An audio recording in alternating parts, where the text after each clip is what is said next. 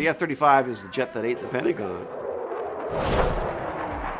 It's devouring the budget, and it's devouring the Pentagon's air capability. What it looks like now is we're probably going to spend twice as much as we thought on the system. You're talking about $1.5 trillion. $1.5 trillion for a plane that so far has not worked. At a time when they're cutting the budget for cops and teachers. It's extraordinary, phenomenally expensive, and it's never been in combat. The airplane is so complex and horrendously designed that we'll be lucky if we can fly it every other day. It won't be ready for combat on the current schedule until about 2019, almost 10 years late.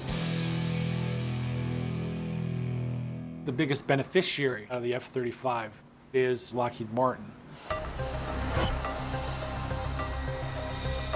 War profiteering is a very easy source of money if you don't worry about what's right and wrong.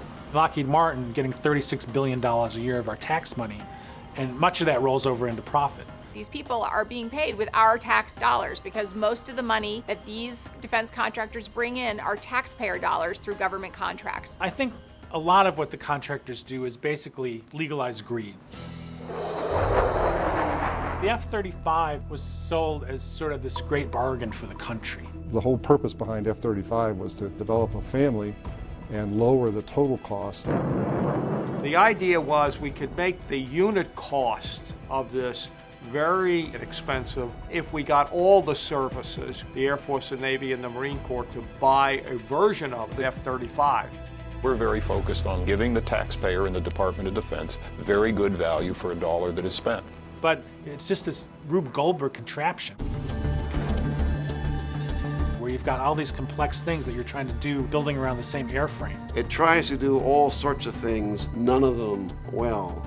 So there was this whole series of things that it could not do. So in that sense, it was probably the worst possible choice in terms of an affordable aircraft. But it's great for Lockheed Martin because they're going to have cost overruns because they're not ready. They don't work yet. And they're going to fix the things later at our expense. But they're already building them in the hundreds. Right from the start, Lockheed had a terrible program plan to make sure that the money flow would never get interrupted. And that was the idea of concurrent development.